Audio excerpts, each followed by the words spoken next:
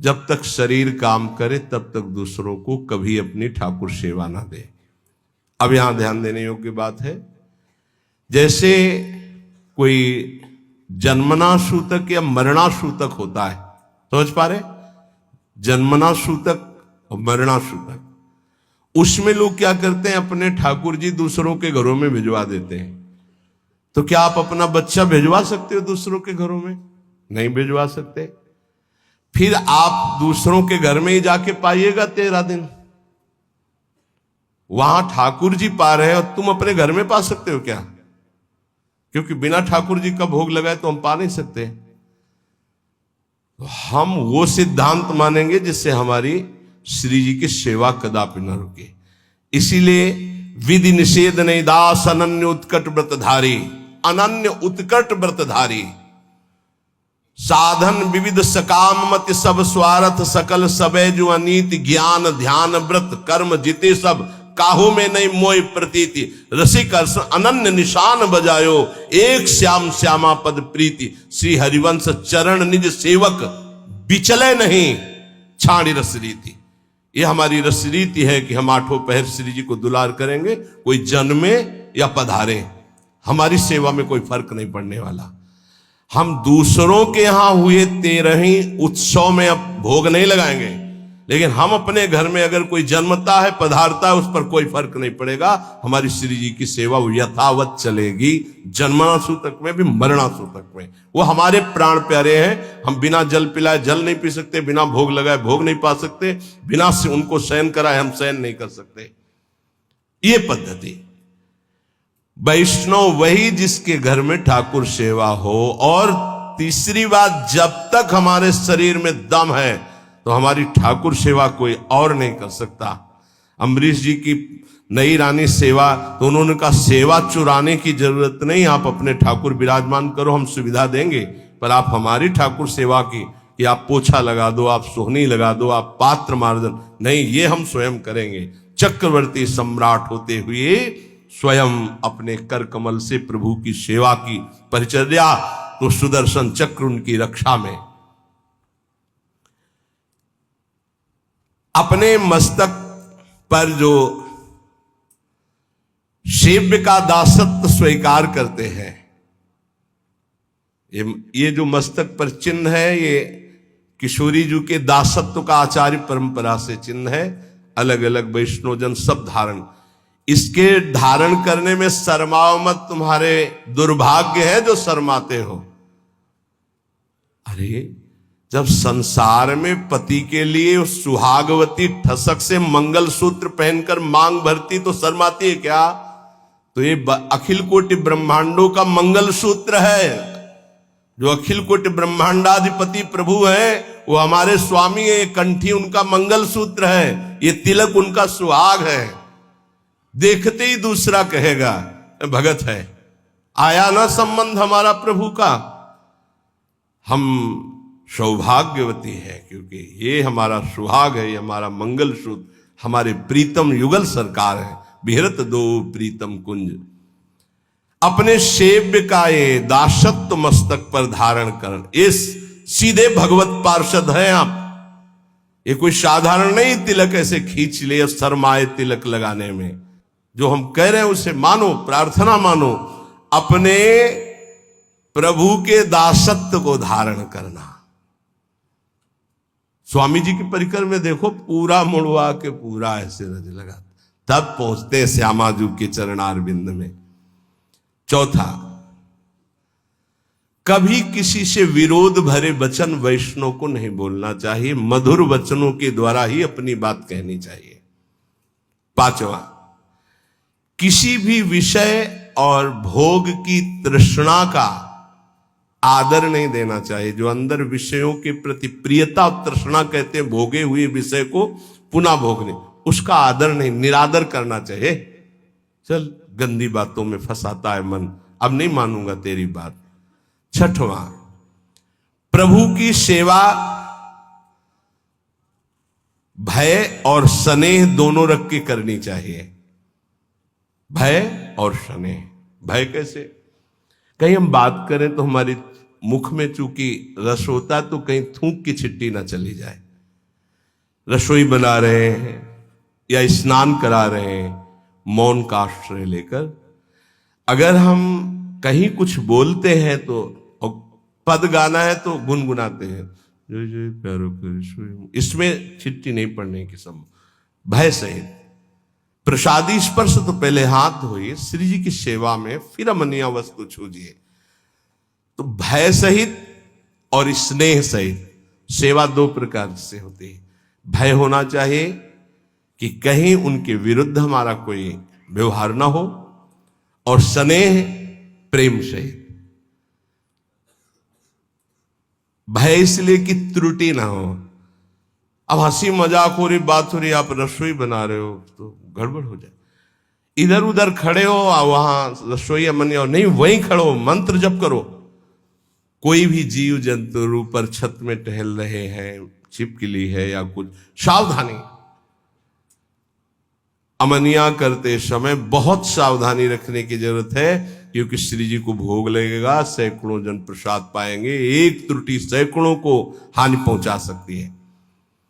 घरों में या ऐसे छिपकली टहलती रहती है, अब उसको तो ज्ञान नहीं, आपकी रसोई में 5 किलो दाल बन रही मानो, और उसमें जो वाष्प भाप बना, अब वो ऊपर चिपकी, उसका चिपकने की पावर शक्ति कमजोर अचानक हुई, वो भागी और गिर गई। अब उबल रहा है, उबलने में उबल गई। अब वो अगर कोई खाएगा तो छिपकली के काटने में जहर नहीं, उसकी त्वचा में जहर है। ऐसे बहुत से कीट पतंगे, ऐसे बहुत सावधान। आप दूध उबाल रहे हैं, वहां खड़े हैं, नाम जप करते रहे, दूध उबल जाए, उतार करके जाली वाला ढक कर, बड़ी सावधानी, क्योंकि श्री जी को भोग लगाना है, संत जन प्रसाद पाएंगे। कई असावधानियां ऐसी होती हैं जिनमें कई जगह देखा गया है कि अस्पताल ले जाना पड़ा है। बहुत सावधान। छठवां, प्रभु की सेवा भय सहित और स्नेह रख करके करना। सातवां, हर उपासक को अपने देह को नाशवान समझकर छूटेगा, ये बात दिमाग में बैठा लेनी चाहिए वैष्णव को। ये शरीर नष्ट होगा, छूटेगा, आज नहीं तो कल छूटने वाला है। ये 84 लक्षणों में एक लक्षण ये भी है।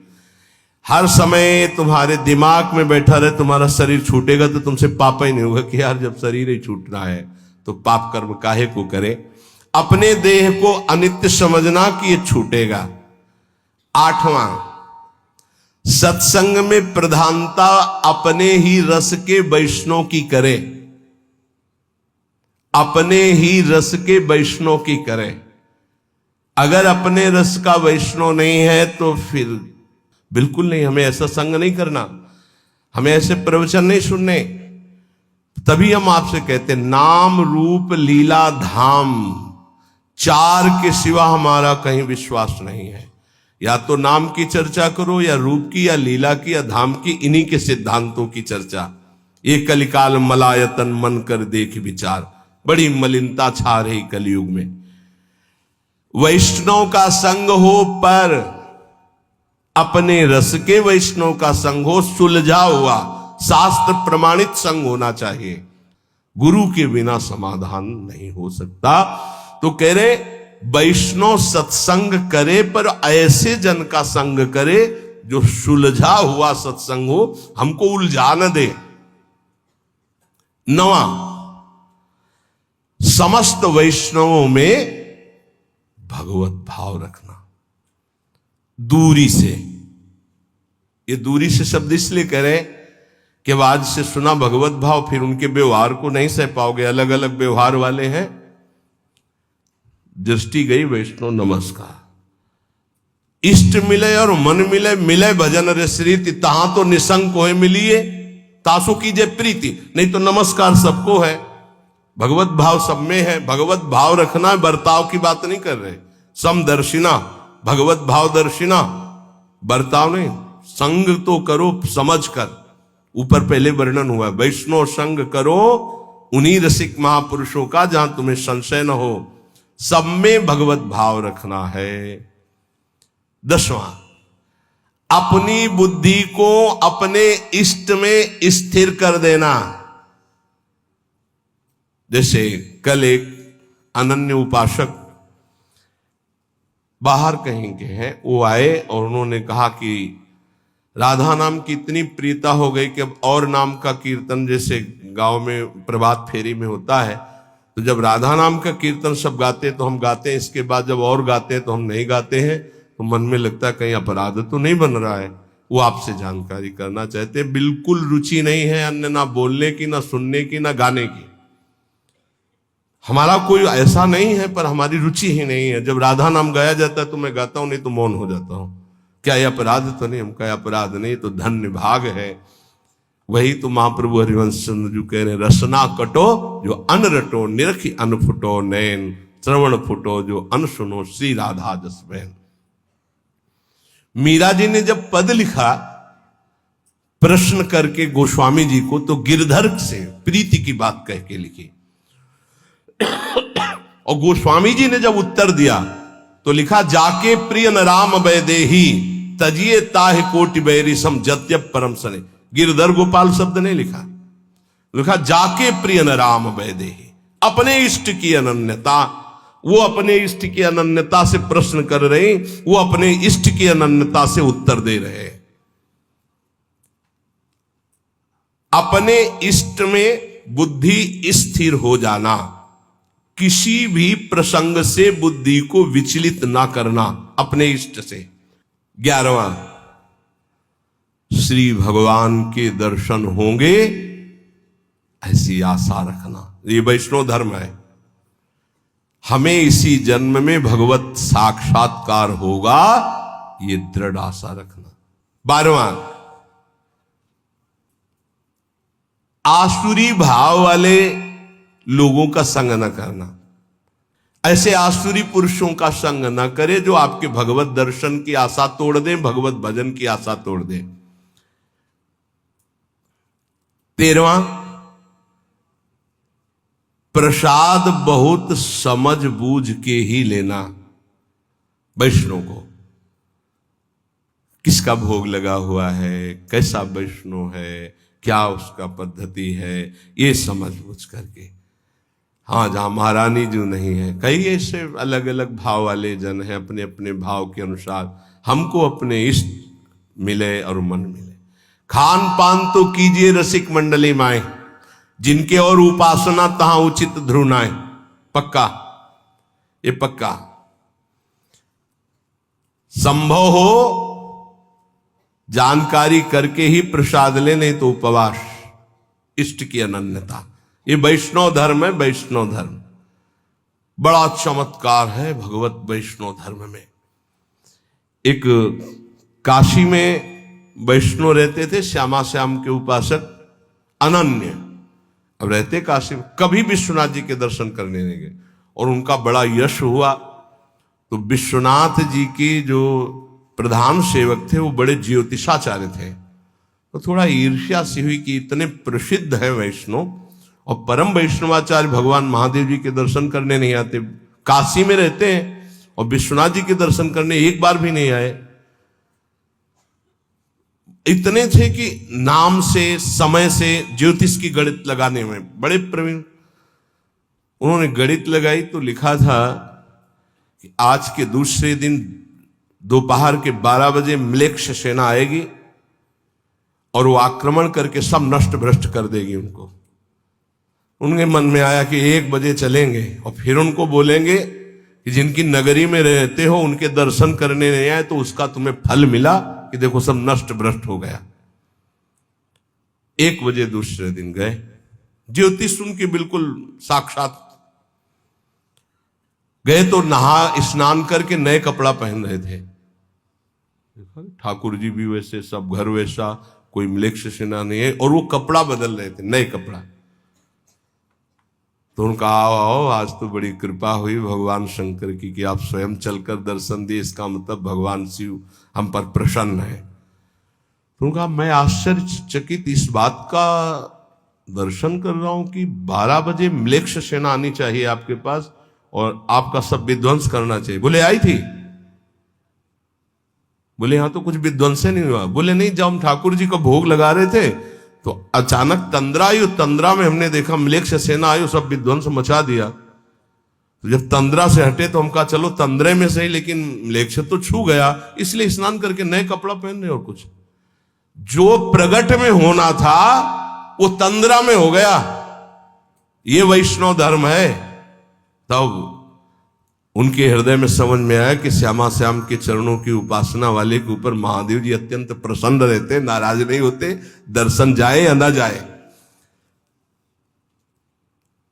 जहां तक संभव हो अपने इष्ट संबंध से ही प्रसाद ग्रहण करे, अन्यथा उपवास कर ले। वैष्णव धर्म बड़ा महान, वो भगवत पार्षद स्वरूप है। 14, वैष्णव को निद्रा का समय होना चाहिए। मान लो भाई प्रार्थना वैष्णव धर्म के अनुसार चलो, एक नींद का समय होना चाहिए। ये नींद का एक समय ले लो, एक समय रख लो। वैष्णव धर्म कहता है, आदेश करता है वैष्णव धर्म, नींद का एक समय होना चाहिए, उसी समय आपको नींद आनी चाहिए, अन्यथा नहीं। कमाल है अभ्यास का। लाख कोशिश करो, आ ही नहीं सकती। लाख कोशिश करो, आ ही नहीं सकती। अभ्यास हो गया। कैसे वैष्णव हो, जब चाहो तब सो जाओ, ऐसा कैसे हो सकता है? जब चाहो भजन में डूबो, ये तो होना चाहिए। जब चाहो तो सो जाओ, ऐसा नहीं। प्रार्थना है, सत्संग का थोड़ा कुछ % भी अगर उतारोगे तो लाभ मिल जाएगा। और ये ना सोचो कि अभी हमारी अवस्था सोने खाने की है। यही अभ्यास आपका पूरा जीवन बर्बाद कर देगा। इसको ठीक करो, इसको जगाओ। कब तक सोते रहोगे? सोने में समय बर्बाद मत करो। 3 घंटे, 4 घंटे, 5 घंटे, अब वो समय तुम देख लो। जब चाहो एक समय निकाल लो, जब चाहो, पर बार बार सोने का अभ्यास मत करो, ये बहुत हानिकारक है। निद्रा से बचिए, बहुत बड़ा जहर है ये। केवल 3 या 4 घंटे होना चाहिए। ये आलस्य, प्रमाद, ये तमोगुणी लक्षण है, इसको आदर मत दीजिए, समय बर्बाद होता है इसमें। 15वां, महापुरुषों के पास नंगे पैर चल करके जाना। जैसे संत दर्शन के लिए जा रहे तो बहुत बड़ी बात है, ये छोटी मोटी बात नहीं। भगवदी जो महापुरुष है उनके पास बिना सवारी के, बिना किसी ऐसे राजसी लिबास के, साधारण बन करके जाना और नंगे पैर जाना। कम से कम 100 कदम तो ऐसे चले जाना। मान लो बहुत वहां से चल के कहीं ऐसे उतार दो, फिर चले जाओ ऐसे, या प्रभु के दर्शन या संत महा। एक गांव में परीक्षार्थ भाव वालों की भिक्षा ली जाती, तो गांव में गए तो बहुत लोगों ने कहा कि हाँ चलिए आप भिक्षा पाले। उनका नहीं, हम भिक्षा उसी के यहाँ पाते जो 100 यज्ञ करता है, और 100 यज्ञ करने वाला तो इंद्र के समान पवित्र होता है। 100 यज्ञ कौन करेगा?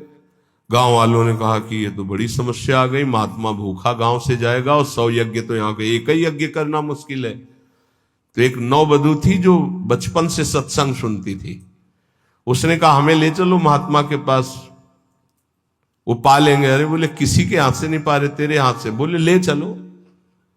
तो नंगे पैर कपड़े से ढक कर भोग सामग्री लेके गए। बोले पाओ महाराज।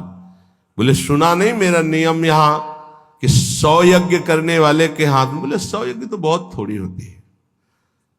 बोले ये दोहा आपको याद है, संत मिलन को चालिए तजी माया अभिमान, ज्यो ज्यो पग आगे पढ़े कोटिन यज्ञ समा।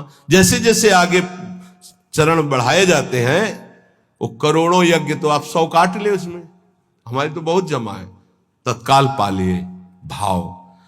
किसी भी भगवदीय महापुरुष के पास दैन्य होकर नंगे पग जाना। 16वां, किसी के घोर अपराध करने पर भी क्रोध ना करना। ये वैष्णव धर्म है, क्योंकि क्रोध करने से भगवद आवेश का प्रादुर्भाव नहीं होगा। और वैष्णव वही जिसमें भगवद आवेश आता हो। बोले अब ये नहीं बोल रहे, अब तो साक्षात श्री भगवान बोल रहे हैं। किसी के ऊपर क्रोध नहीं करना। क्रोध करने से हृदय में भगवद आवेश नहीं आएगा। 17वां, जहां अपने भागवत धर्म की विरुद्ध चर्चा हो रही हो वहां मौन धारण करके तत्काल चल देना चाहिए। मौन धारण करके झगड़ा नहीं करना, वहां से तत्काल चल देना चाहिए। प्रायः जो लोग पूर्ण ज्ञानी नहीं हैं वो ऐसी बातें करने लगते हैं। तो हमको ऐसी बातें नहीं सुननी जहां प्रभु के नाम रूप लीला धाम की अवहेलना हो रही हो। जहां स्वधर्म के विरुद्ध चर्चा होती हो वहां से मौन होकर उठकर चल देना चाहिए। 18वां, जो कंठी तिलक गुरुमंत्र नहीं लिए हैं, अभी बड़ी समस्या वाला है, हम उसके हाथ का पानी और भोजन ना पाए, फिर बड़ी समस्या हो जाएगी। पति कंठी तिलक लिए हो, पत्नी लिए नहीं, या पत्नी लिए है तो पति नहीं लिए, बड़ी समस्या है। तो इन्हीं समस्याओं का समाधान हो जाना, वैष्णव धर्म पर स्थित हो जाना है बहुत कठिन। ये हितधाम में जब चर्चा हुई थी तो एक बार लौट करके पूज्य बाबा जो राधा नाम कीर्तन करते थे तो उनको कीर्तनिया बाबा कहते थे, बड़े ही प्रेमी स्वभाव। लौट के आए, बोले महाराज इस चर्चा से तो बड़ी खलबली मच गई। बोले कितने परिवार टूट जाएंगे आपने जो चर्चा की है। वो पत्नी के हाथ का कैसे पाएगा वैष्णव जिसकी गले में कंठी नहीं है। और अवैष्णव, देखो जो वैष्णव धर्म कहता है उसके अनुसार हमको चलने की बात कही गई है। अगर कहीं किसी को ऐसा संयोग बैठता है कि ऐसा नहीं है तो उसमें भगवत भाव करके काम चलाए, नहीं तो परिवार टूट जाएगा। अब वो नहीं, तुम कंठी तिलक बांधे वो नहीं बांधना चाहती, या वो बांधे तुम नहीं बांधना चाहते, तो बड़ा विरुद्ध हो जाएगा। तो हम उस पर भगवत भाव करते हैं, मेरे प्रभु इस रूप में विराजमान, अपने भाव को चलाते। वैसे ये काम चलाऊ बात है, स्थायी बात का जो यहां निर्णय, अवैष्णव के हाथ का पानी या भोजन रांधा हुआ वैष्णव जन को, क्योंकि प्रभु को हमें भोग लगाना, प्रभु को पाना है। बड़ा है कठिन ये, बड़ा। अब मान लो आप पूरा परिवार वैष्णव लेकिन रिश्ते नातेदारी में गए, बड़ी समस्याएं आ जाएंगी। आप किसी के ब्याह में गए तो वहां रसोईया कंठी तिलक वाला था कि नहीं, बोले नहीं था, बोले हम नहीं पा सकते, बड़ी समस्याएं आ जाएंगी। और इन्हीं समस्याओं पर लड़ करके जो आगे बढ़ता है वही भगवत पार्षद पद प्राप्त करता है। भोजन संभल जाए तो भगवत प्राप्ति दुर्लभ नहीं है, क्योंकि भोजन से ही बुद्धि का प्रभाव बदलता है। अवैष्णव के वैसे वैष्णव सिद्धांत कहता है। 19वां सिद्धांत है भाई, 84 सिद्धांत है, समझ लीजिए। अवैष्णव के हाथ से अपनी ठाकुर सेवा में सेवा शामिल न करना, कोई भी सेवा शामिल नहीं। आप दीक्षित नहीं, आप हमें जल नहीं दे सकते हम श्री जी को स्नान कराने के लिए, वो हम स्वयं अपने हाथ से करें। अगर सम्मिलित हो सेवा में तो कंठी तिलक वैष्णव होना ही चाहिए, ऐसा आदेश है शास्त्र का। 20वां, हर परिस्थिति में धैर्य को कभी न खोना, कुछ भी हो जाए धैर्य न खोना। जैसे अपने एक ब्रजवासी बलराम जी बता रहे थे कि हमारे पड़ोस में एक नियम पूर्वक वैष्णव भजन करते थे। उनके एक ही बेटा थे, वो मथुरा गए हुए थे, एक्सीडेंट हुआ और मथुरा में ही, तो उनके पास सूचना है कि तुम्हारा बेटा एक्सीडेंट में मारा गया। तो उनका मर गया है? बोले हाँ मर गया। बोले आप लोग लाओ हमारा, जब तक माला पूरा नहीं होगा तो हम नहीं उठेंगे। माला पूरा किया तो कितना धैर्य है, नहीं तो छूट जाए ना माला। दूसरी बात, अपने राधा वल्लभी समाज के मुखिया जी अभी जो राकेश जी, इनके पिताजी जी बड़े मुखिया, बड़े सिद्ध महापुरुष थे। हारमोनियम में ऐसे जे ही नमो नमो जय श्री हरिवंश अंगुली रखी, आंख मुंद गई, सब बाणियां कंठस्थ थी। और बस आंख तभी खुलेगी जब पूरा श्री जी को समाज सुना देंगे। इतने बीच में मुखिया जी के जो पुत्र थे उनको शरीर में आग लग गई किसी हेतु से, ऐसे सूचना ही कि ऐसा। मुखिया जी ने आंख नहीं खोला, बड़े मुखिया जी इनके पिताजी जब पूरा पद सुना चुके पूरा श्री जी का, तब उठ करके बाहर गए। इसे कहते हैं वैष्णव धैर्य। जैसे श्रीवास के घर में उनका पुत्र पधार गया, महाप्रभु चैतन्य देव कीर्तन कर बिल्कुल आनंद मगन होकर कीर्तन करते रहे। कोई, इसको कहते हैं वैष्णव धैर्य। नहीं तो हो कि महाप्रभु कीर्तन कर रहे, पुत्र पधार गया, बड़ा मंगल हो गया। लेकिन उन्होंने बड़ा मंगल माना कि महाप्रभु कीर्तन कर रहे, पुत्र पधार गया, मतलब साक्षात श्री कृष्ण को प्राप्त हुआ। तो अब इसमें तो और नाचने की बात है। धैर्य। 21वां,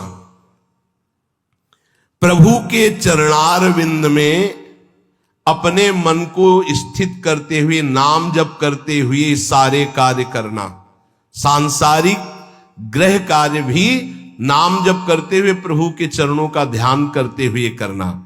22वां, भक्तों के साथ सख्य भाव, नूतन स्नेह रखना। जैसे कोई अपना सगा मित्र आवे तो आओ, अरे बड़े भाग्य आप, संत को देखते ही, भक्त वैष्णव को देखते ही हमारे हृदय में ऐसे आह्लाद हो। 23वां, भगवत सेवा या संत सेवा या गुरु सेवा के अवसर पर बात न करना, और करना तो ऐसे की जाती।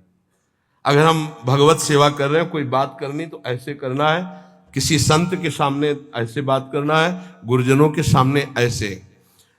उच्च स्वर से प्रलाप ना करें।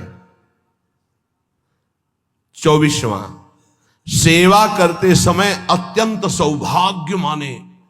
ओहो, अपनी प्रियाजू को चंदन लगाने को मिल रहा है, अपनी प्रियाजू को चंवर डुलाने, अत्यंत सौभाग्य महत्व रखकर सेवा करना। 25वां, प्रभु की सेवा करके प्रभु से कभी कोई सेवा के लिए भी वस्तु न मांगना। सेवा करते हुए सेवा के लिए भी, खसका ही थ्रोता तो बढ़िया है। क्यों? प्रभु को जो पसंद। एक बार हमने कहा था अगर इत्र नहीं होगा तो हम चमेली की शीशी ले आएंगे, उसका भी पैसा नहीं होगा तो पानी है। हम आपके सेवक हैं, वस्तुओं से सेवा नहीं, प्राण समर्पित करके। अब वस्तु स्वाभाविक है, उसी से सेवा करेंगे। प्रभु की सेवा करके प्रभु से सेवा की वस्तु भी ना मांगना। अपने लिए तो बात जाने दो। तो बोले फिर कैसे काम चलेगा? तो सर्वज्ञ प्रभु अपने आप व्यवस्था करेंगे, जितने में दे उतने में राजी रहो। जथा लाभ संतोष सदा काहो सो कछु न चाहोगे। 26वां, प्रभु के नाम से आई हुई वस्तु को प्रभु के ही सेवा में लगाकर प्रसाद रूप में उपभोग करना, नहीं तो दुर्गति हो जाएगी।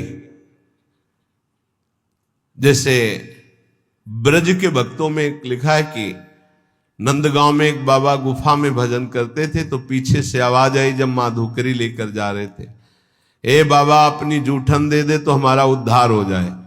पीछे मुड़ के देखा तो कोई दिखाई नहीं दी। फिर आवाज आई, सुने ना है, अपनी जूठन दे दे। फिर पीछे मुड़े तो देखा है कुत्ता। बोले हाँ ठीक देख रहे हो, मैं कुत्ता नहीं हूं, मैं प्रेत हूं। कौन हो तुम? मैं नंदगांव का सेवक। क्या हुआ? कैसे इस गति को प्राप्त? बोले ठाकुर जी को दी हुई भोग सामग्री अमनिया हम प्रयोग करते थे। रुपया भी आया तो पहले ठाकुर जी के चरणों में रखो, अमनिया जो आया पहले ठाकुर जी को अर्पित करो, फिर प्रसाद रूप से आप पा सकते हो। अमनिया कभी ऐसा नहीं, क्योंकि फिर उससे गड़बड़ी हो जाएगी। श्री ठाकुर जी के नाम से आयु, सब ध्यान से सुन लो, ऐसी कभी चूक नहीं होनी चाहिए। श्री ठाकुर जी के नाम से आई हुई सेवा वस्तु को ठाकुर जी की सेवा में ही अर्पित करके प्रसाद रूप से स्वीकार करना, नहीं तो ठीक नहीं रहेगा। अर्थ भी आया तो पहले श्री चरणों तक पहुंचाओ, आप उसके स्वामी नहीं, स्वामी वो है, वहां अर्पित करके फिर सेवा में लगाओ, नहीं धोखा हो जाएगा। और जो अर्थ जिस सेवा के लिए आया उसी सेवा में लगना चाहिए। 27वां, जितने भी वैष्णव हैं सबके हम दास हैं, ऐसा भाव रखना। सब संतन को दास, पक्का ये भाव तो पक्का बिल्कुल रखना चाहिए। संघ की हम बात नहीं कर रहे, भाव रखने की, सब संतों के हम दास हैं। 28वां, किसी भी संत से, भगवत भक्त से, वैष्णव से द्वेष न बनने पावे। यदि हम संग करेंगे तो कहीं उनके ऐसे वचन निकले जो हमारे गुरु, हमारे इष्ट, हमारे भगवदीय भाव में तो हमें उनसे द्वेष होने की संभावना है। इसलिए किसी भी वैष्णव से हमें द्वेष नहीं करना, इसलिए हमें संग भी नहीं करना, बहुत संभाल के। 29वां, अपने श्री ठाकुर के उत्सव को, श्री जी के उत्सव को आनंद पूर्वक मनाना, हर उत्सव को। 30वां, नित्य किसी महापुरुष के सत्संग में स्वयं चलकर जाकर सुनना, नित्य महापुरुष का सत्संग सुनना।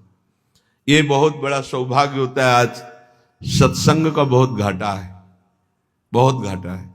ये तो श्री जी की बड़ी कृपा है कि प्रातःकालीन ब्रह्म मुहूर्त में 4:15 बजे 4:30 बजे से अपने को सत्संग कथन श्रवण करने का सौभाग्य मिल रहा है। नहीं, बहुत दुर्लभ सत्संग है। सत्संग शब्द बहुत दुर्लभ है। भगवदीय महापुरुषों का सत्संग करना। 31वां, वैष्णव मर्यादा के विरुद्ध कभी आचरण न होना। जैसे कई बार विनोद में बताया कि माला टंगा हुआ है, ऐसे गोलगप्पे खा रहे हो, या आप खड़े खड़े लोग शंका कर रहे हो, कुछ भी ऐसा। वैष्णव धर्म की मर्यादा के विपरीत आचरण न करना। 32वां, किसी भी संत में, भक्त में, वैष्णव में छल छिद्र न देखना, छिद्रान्वेषण, दोष दर्शन न करना। बहुत ही सूक्ष्म विषय, इसलिए आंख बचा के। ज्यादा मिलने जुलने में बड़ी समस्या है, यही हो जाता है। फिर दोष दर्शन होने लगता है। जब तक भगवत प्राप्ति न हो तब तक अपने को बचा के रखे। ज्यादा व्यवहार करोगे दोष दर्शन हो जाएगा। 33वां, नवीन जो वस्तु ऋतु की है उसे ठाकुर जी की भोग सामग्री में अवश्य लगाए। इसमें गुरुदेव भगवान को बहुत प्रवीण। कुछ भी सबसे पहले ऋतु की वस्तु गुरुदेव भगवान, जो किनका आता है उच्छिष्टामृत, तो उसमें देखते हैं हर वस्तु। सहतूत का समय चल रहा है, सहतूत, जामुन का, बेर का, जो ऋतु फल वो जरूर श्री जी को भोग लगेगा। कल एक प्रसाद आया जो कड़ुआ, नीम का, ये भोग। तब ध्यान आया संवत्सर के प्रथम दिन नीम की कोपलों का भोग लगता है। गुरुदेव भगवान कहीं चूक नहीं होगी, नवीन से नवीन हर वस्तु का श्री जी को भोग। जब वो नीम की पत्ती कैसे प्रसाद में, तो महाराज जी के यहां से उच्छिष्ट आया, उसमें अच्छा संवत्सर का प्रथम दिन तो श्री जी को भोग लगता है नवीन नीम की कोप लेके। गुरुदेव भगवान नवीन वस्तु ऋतु के अनुसार ठाकुर जी के लिए खोज करके भोग लगाना। इस समय कौन सा फल, इस समय ये वैष्णव। 34वां, जो तुम्हें सबसे प्रिय वस्तु हो उसे अत्यंत आनंदित होकर अपने प्रभु को अर्पित करना और फिर बांट देना। जैसे खान पान की बहुत प्रिय वस्तु है तो प्रभु को आनंदित हो गया, आप प्रभु पाओ, आनंद पूर्वक भोग, पर्दा लगाओ और 20 मिनट रखो, मंजीरा उठाओ और पद गायन करो, फिर आचमन लगाओ, रुमाल से पोछा, अब देखो अब प्रसाद पाओ, गरम गरम पकौड़ा नहीं। और उसमें भी 2-4 बांट दो। कैसे बांट दें? कुछ पशु पक्षी ब्रज के हैं या जो बाहर है, पूरा जो बहुत प्रिय वस्तु हो भोग लगा के पूरा नहीं पाना, थोड़ा उसे बांटो प्रिय वस्तु को। 35वां, कुछ भी हानि हो जाए हमारे ठाकुर चिंतन और ठाकुर सेवा हो रही, इससे बड़ा कोई लाभ नहीं, हमें शोक नहीं करना। कुछ भी हानि हो जाए। 36वां, बड़े से बड़े सुख और दुख में ठाकुर जी के सिवा हमें और ना हर्षित होना ना शोकित होना है। आ जाए तो जय श्री राधे और चला जाए सब तो जय श्री राधे, सुख दुख में समान भाव रखना। 37वां, स्वयं अपने आचार्य ग्रंथ का नित्य पाठ करना, नित्य पाठ करना आचार्य ग्रंथ का। 38वां, श्री सर्वोत्तम प्रियालाल को पद सुनाते हुए हर सेवा का, जैसे स्नान कर रहे तो स्नान का पद है, भोग लगा रहे तो भोग का पद है, आरती का तो आरती, पदों के द्वारा श्री ठाकुर जी की प्रियाजू की सेवा करना। 39वां, यमुनाष्टक का नित्य पाठ करना, क्योंकि दुरंत मोह का नाश करके इहैव राधिका पते पदाब्ज भक्ति मुत्तमा मवाप्यसा ध्रुवम भवित परत्र तत्प्रियानुगा। बहुत जल्दी लाभ मिल जाएगा। 3 बार यमुनाष्टक का पाठ करने के लिए महाप्रभु ने कहा है, प्रातः मध्याह्न सायं, और इससे आपके हृदय में प्रिया प्रीतम की भक्ति और प्रियानुगा, प्रिया सहचरी भाव भी आ जाएगा और मोह का नाश हो जाएगा। मोह भंजन के लिए 3 बार यमुनाष्टक का, हमें लगता है अगर जल्दी से करो तो 10 मिनट में हो जाएगा, 10-15 मिनट में हो जाएगा, जल्दी करे तो 5 ही मिनट में हो जाएगा। तो कितना सस्ता सौदा है। 3 बार हम पाठ करें यमुनाष्टक का। ये 39वां। 40वां, प्रभु की जन्माष्टमी जन्मदिन आदि को उत्सव मनाना, मंगलमय संत सेवा करना, वैष्णव जनों को पवाना, ऐसा। 41वां, ठाकुर जी की जो सेवा सामग्री, जो पात्र है, उनको बहुत पवित्र रखना।